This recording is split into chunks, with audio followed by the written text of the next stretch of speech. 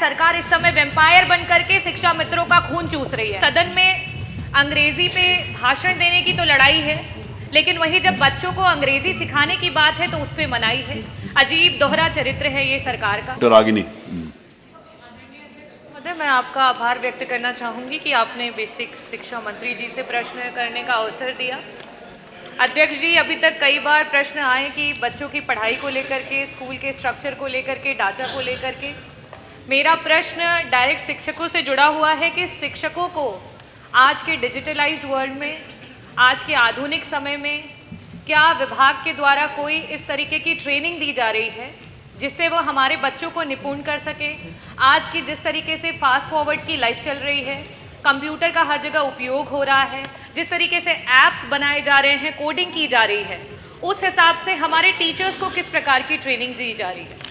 अध्यक्ष जी, मैं कहना चाहूँगी कि सदन में अंग्रेजी पे भाषण देने की तो लड़ाई है, लेकिन वहीं जब बच्चों को अंग्रेजी सिखाने की बात है तो उस पे मनाही है। अजीब दोहरा चरित्र है ये सरकार का। मंत्री जी, मेरा पहला विधानसभा में जो कुछ करता हूँ वो मैं करता हूँ, अध्यक्ष करते हैं। विधानसभा में क्या लागू किया उसके ऊपर आप अध्यक्ष जी, बच्चे और साथ ही विधानसभा के ऊपर नहीं, बाकी आप दूसरी बात बोलिए। मैंने सरकार पे ये एक मिनट, आप नहीं बोले, मेरा काम विधानसभा पे की है। अध्यक्ष जी, मेरी टिप्पणी सरकार के लिए है, क्योंकि जो बच्चे हैं उनको इंग्लिश मीडियम के शिक्षा का अधिकार है और कहीं ना कहीं उसे विभाग और सरकार के द्वारा छीना जा रहा है।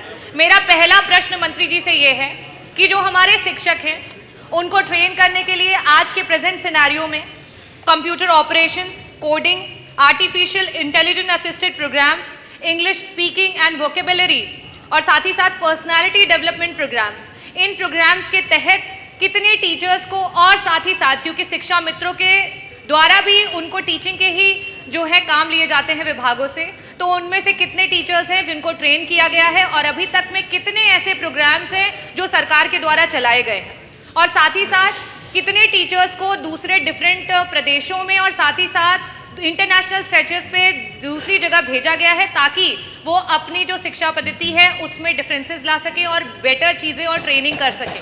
मेरा दूसरा प्रश्न ये है कि आए दिन जनता को और यहाँ सम्मानित जनप्रतिनिधियों को अखबारों से, न्यूज़ से पता चलता रहता है कि बेसिक शिक्षा के इतने स्कूल हैं जिनको सरकार बंद करने के लिए सोच रही है।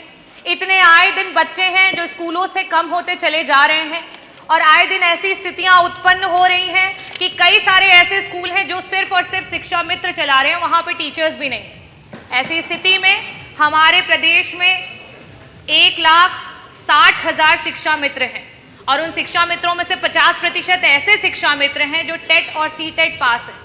बहुत सारे ऐसे प्रदेश हैं जहां पे इनका समायोजन हो रखा है। आज स्थिति यह है उत्तर प्रदेश में कि मात्र 10,000 रुपए के मानदेय पे उनसे बंधुआ मजदूरी कराई जा रही है। सिर्फ और सिर्फ पढ़ाया नहीं जाता है, उन्हें ना जाने बीएलओ के काम से लेकर के किन किन कामों को कराया जाता है। सरकार इस समय वेम्पायर बन करके शिक्षा मित्रों का खून चूस रही है। ऐसी स्थिति में मेरा दूसरा प्रश्न ये है कि वो भी बच्चों को पढ़ा रहे हैं, क्या उन्हें ट्रेनिंग के लिए किसी भी आपके स्कीम के तहत हमारे शिक्षा मित्रों को ट्रेन किया गया है? और अगर आप उनसे इतना काम ले रहे हैं तो क्या हमारे शिक्षा मित्रों का सरकार समायोजन करके उनको टीचर्स के पोजीशन पे ला करके उनकी सैलरीज देगी? और जो सीटेट या टेट पास नहीं है उन शिक्षा मित्रों का मानदेय बढ़ाने पर सरकार सोचेगी? बहुत बहुत धन्यवाद। माननीय मंत्री जी।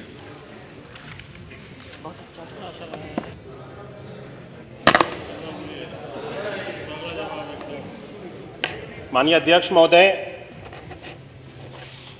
माननीय सदस्य ने उत्तर प्रदेश में जो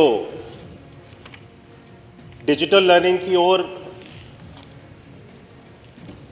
हम सब लोगों ने शिक्षा में कदम बढ़ाया है अपने बच्चों के प्रति, उससे संबंधित प्रश्न पूछा और मुझे अच्छा लगा कि वे सदन में इस महत्वपूर्ण बिंदु पे उनके द्वारा चर्चा और प्रश्न उठाया गया जिससे हम सब लोग इन सारी जानकारियों के बारे में अवगत हो सकेंगे। मुझे आपके माध्यम से अवगत कराना है कि उत्तर प्रदेश में हमारे परिषदीय विद्यालयों में हम सब लोगों ने जो डिजिटल लिटरेसी है उसको बढ़ावा देने के लिए स्मार्ट क्लासेस और हर कक्षा में टैबलेट्स, 2-2 टैबलेट्स की सुविधा को पहुंचाने के लिए हमारी सरकार के द्वारा कार्य किया जा रहा है, जो कि हर एक विद्यालय में 2-2 टैबलेट्स पहुंचाए जा चुके हैं और स्मार्ट क्लासेस प्राइमरी और अपर प्राइमरी दोनों विद्यालयों में पहुंचाए जाने का 100% संतृप्त करने की जो कार्रवाई है वो गतिमान है। समय समय पर जो स्मार्ट क्लासेस हैं इनके टेंडर्स किए जा रहे हैं और जैसे जैसे ये पूर्ण होते जा रहे हैं सभी विद्यालयों में स्मार्ट क्लासेस की सुविधा भी पहुंचाई जा रही। माननीय सदस्य ने जो शिक्षकों की ट्रेनिंग है उसके संबंध में भी प्रश्न उठाया है। मुझे अवगत कराना है कि हमारे शिक्षकों की जो ट्रेनिंग्स हैं वो विभिन्न अलग अलग प्लेटफॉर्म्स पे शिक्षकों की ट्रेनिंग कराई जा रही है। खास तौर पे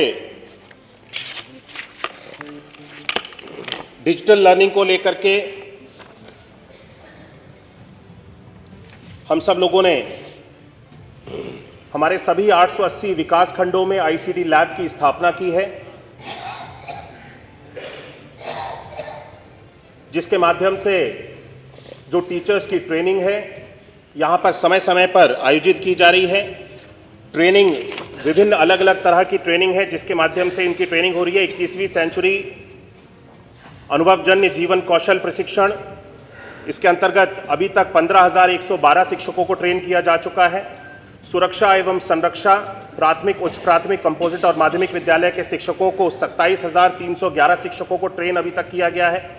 गणित की नवाचारी शिक्षण विधियों एवं गणित किट के प्रयोग हेतु प्रशिक्षण कक्षा 3 और 5 हेतु शिक्षकों को 25,635 शिक्षकों को अभी तक हमने ट्रेन किया है। गणित की नवाचारी शिक्षण विधियों, उपचारात्मक एवं गणित किट के प्रयोग हेतु हम लोगों ने अभी तक प्रदेश भर के 23,882 शिक्षकों को ट्रेन किया है। आवश्यकता आधारित प्रशिक्षण विभिन्न अलग अलग तरह के 14,170 शिक्षकों को ट्रेन किया गया है। गणित के नवाचार की शिक्षण विधियों एवं गणित किट के प्रयोग के लिए 21,695 शिक्षकों को और digital literacy, coding, computational thinking and artificial intelligence के माध्यम से 11,214 शिक्षकों को कुल मिलाकर के 1,65,299 शिक्षकों को अभी तक वर्ष 2024-25 में विभिन्न अलग अलग ट्रेनिंग्स के माध्यम से हम सब लोगों ने शिक्षकों को ट्रेन किया है, जिससे कि बच्चों के बेहतर भविष्य के लिए जो बदलते इस परिवेश में जितनी भी चीज़ें नई नई नवाचार हो रहे हैं समय के साथ में, हमारे शिक्षक इन सारी चीज़ों के साथ में अपग्रेडेड रहें। और यही नहीं, हमने अपने बच्चों के लिए जो स्मार्ट क्लासेस की सुविधा है उसमें कक्षा 1 से लेकर के 8 तक के समस्त विषयों के पाठ्यक्रम के अनुसार कंटेंट भी उपलब्ध कराए गए। राज्य शैक्षिक अनुसंधान एवं प्रशिक्षण परिषद उत्तर प्रदेश के पाठ्यक्रम के अनुरूप इन सब लोगों को डिजिटल कंटेंट्स हमारे सभी बच्चों को प्रोवाइड कराए गए हैं। स्मार्ट क्लासेस के माध्यम से लाइव स्ट्रीमिंग सॉफ्टवेयर के माध्यम से और यूट्यूब लाइव के माध्यम से, जूम सोशल वेबिनार द्वारा और दूरस्थ शिक्षण के प्रयोग से जो भी अपने अपने अलग अलग बेहतर इंस्टीट्यूशंस में जो अपने अपने विषयों के विशेषज्ञ हैं, शिक्षक हैं, उनके माध्यम से भी स्पेशल वेबिनार्स को आयोजित करा करके हमारे प्राथमिक विद्यालयों में उनके जो सेशंस हैं उसको आयोजित किया जा रहा है। और यही नहीं, हमारे बच्चों को डिजिटल लिटरेसी को बढ़ावा देने के लिए, ताकि बच्चे देख करके, जो बच्चे पढ़ करके अगर नहीं सीख सकते हैं, चीज़ों को देख करके या सुन करके समझ सकते हैं, हमने अपनी बुक्स को भी एनर्जाइज्ड कर दिया है, जिसमें सभी हमारी पुस्तकों में QR कोड्स हैं, जिसके माध्यम से जो उनको डिजिटल उपकरण उपलब्ध कराए गए हैं, इन QR कोड्स को स्कैन करा करके उस चैप्टर से संबंधित जितनी भी जानकारियां हैं वो वीडियोस के माध्यम से अलग अलग तरह से बच्चों तक पहुंचाए जाने की व्यवस्था पूरी की जा रही है। माननीय सदस्य ने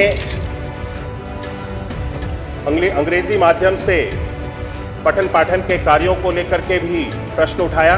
मैंने पहले भी सदन को अवगत कराया है कि अंग्रेजी माध्यम से जब से हमारी राष्ट्रीय शिक्षा नीति 2020 लागू हुई है, अंग्रेजी के माध्यम के जितने भी विद्यालयों को बनाए जाने की जो व्यवस्था थी उसको पूर्ण रूप से समाप्त कर दिया गया।